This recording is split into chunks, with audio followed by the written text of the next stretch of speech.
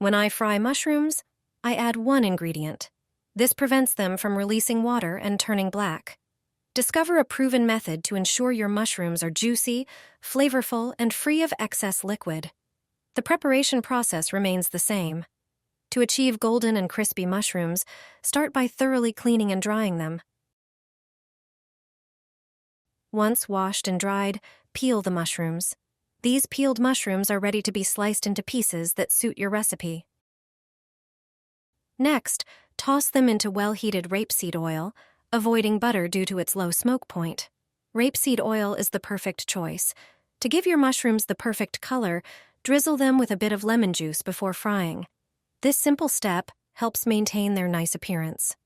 Only after frying, when the mushrooms are cooked, should you sprinkle them with a pinch of salt. This method will let you enjoy juicy, aromatic mushrooms without unwanted moisture.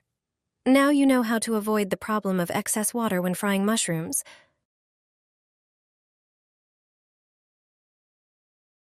Such a herring roll disappears from the table in the blink of an eye. Even people who don't like this fish eat it. Place food foil on the cutting board. Lay the sliced beets flat. Place them so that they overlap. There should be no holes or gaps. Then, put 5 tablespoons of grated beetroot on them. Spread it all over, so that a uniform layer is created. Place the mayonnaise in a pastry bag, spread it all over. Don't add too much so that the roulade doesn't taste too heavy. Prepare 4 boiled potatoes and 3 boiled carrots. Grate them on a coarse grater. Transfer them to the roll. Start by laying out the potatoes. Then add the carrot. Spread evenly by pressing lightly. Cut the herring pieces into narrow strips. They should not be too large to make it easier to roll the entire dish. Place them along the short side. Garnish with fresh dill. Add to the entire length. Start rolling the prepared roulade. Roll tightly to create layers. Cling film will be very helpful. Once you have wrapped the roulade, secure it with foil and put it in the fridge for 3 hours. Take the roulade out just before serving. Cut it into pieces. Garnish with mayonnaise and dill. This dish looks beautiful on the Christmas table. The combination of beetroot and herring is delicious. Even people who don't really like the taste of this fish eat it. This is the best pork chop recipe I have ever tried. It's aromatic and juicy. Cut the meat into pieces, but don't cut all the way through, creating a harmonica-like shape. Transfer it to a baking dish. In a bowl, add a teaspoon of salt, a teaspoon of black pepper, and herbe de Provence. Mix thoroughly and sprinkle this spice mixture over the meat, making sure to cover every centimeter of the pork chop. Peel 2 onions and cut them in half, then slice them into strips. Take a piece of bacon and slice it into pieces of similar thickness. Layer each piece of pork chop with onion strips, placing 2 pieces in each cut. Add the bacon as well, pressing them deep into the cuts to prevent them from fouling out during baking. Prepare 200 grams of vegetable oil. Add a teaspoon of salt, marjoram, and sweet paprika. Mix everything thoroughly.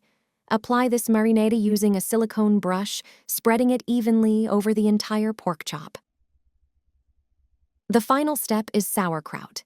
It's very healthy and prepared this way. It's delicious. Place it around the roast in the baking dish, filling any empty spaces. Bake for 50 minutes in an oven, preheated to 392 degrees Fahrenheit. After this time, your meal for the whole family will be ready for an hour. The sauerkraut will be well seasoned. Pork chops are often dry, but this recipe ensures they are always flavorful and juicy. It's a perfect idea for a family dinner or a larger gathering. The meat literally melts in your mouth. Delicious dinner with white cabbage. You won't want to eat regular meatballs anymore. Take 1 medium-sized cabbage. Cut it into 3-centimeter pieces from the top. Place each piece gently on a baking sheet. Season the cabbage with salt and pepper. Transfer the ground meat to a large bowl. Add 1 finely chopped onion. Crush 3 cloves of garlic and add them to the meat. Add a tablespoon of red pepper, a tablespoon of black pepper, 2 tablespoons of salt. Then sprinkle a tablespoon of nutmeg and Provençal herbs. Put on a rubber glove and mix everything thoroughly to evenly distribute the spices. Remove the glove and grease your hand with oil. Take a piece of meat and shape it into a round cutlet. It should be the diameter of 1 cabbage leaf. Then, place it on the cabbage. Repeat the process. Add 50 grams of chopped chives to the bowl. Add 30 grams of dill. Then, transfer 200 grams of natural yogurt to the bowl and 20 grams of tomato concentrate. Mix everything thoroughly until you get a uniform consistency. Spread the mixture over the cutlets with a spoon. Cover the meat completely. Place the prepared dish in an oven preheated to 180 degrees Celsius. Bake for 45 minutes. Meanwhile, make the sauce. Add 20 milliliters of milk to the natural yogurt. Add a clove of garlic and your favorite spices. Mix everything. Pour the dish with the sauce. This cabbage meatball tastes excellent. It is healthy and satisfying. My family loves it. Pork skewers with potatoes are a version for enthusiasts of both skewers and pork. Have you ever tried making pork skewers? Prepare about 1 kilogram of boneless pork shoulder. Cut it into pieces about 1 centimeter thick. Spread all the pieces on a cutting board and cover with plastic wrap. Take a meat mallet and gently pound all the prepared cutlets. Remove the wrap and season the meat with salt and pepper on both sides. Take 2 large potatoes and cut them into slices of medium thickness. Transfer them to a bowl. Sprinkle with salt and pepper to taste. Season with a teaspoon of sweet red paprika. Pour 2 tablespoons of vegetable oil and gently mix the potatoes. Take 2 skewers for the skewers. On the cutting board, place 2 slices of potatoes next to each other. Pierce them with the skewers. 1 skewer for 1 slice of potato. Now take the first piece of meat and place it on the skewers.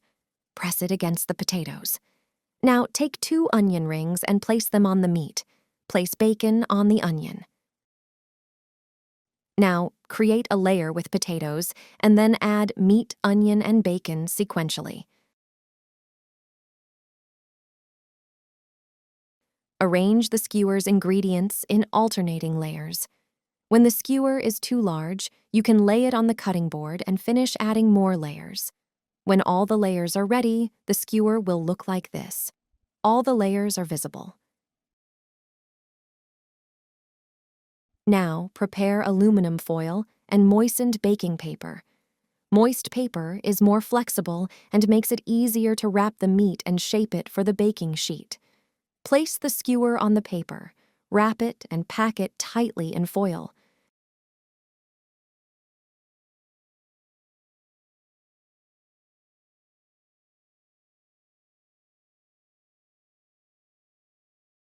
Transfer the skewer to an oven-proof dish and bake in an oven preheated to 200 degrees Celsius for 1 hour.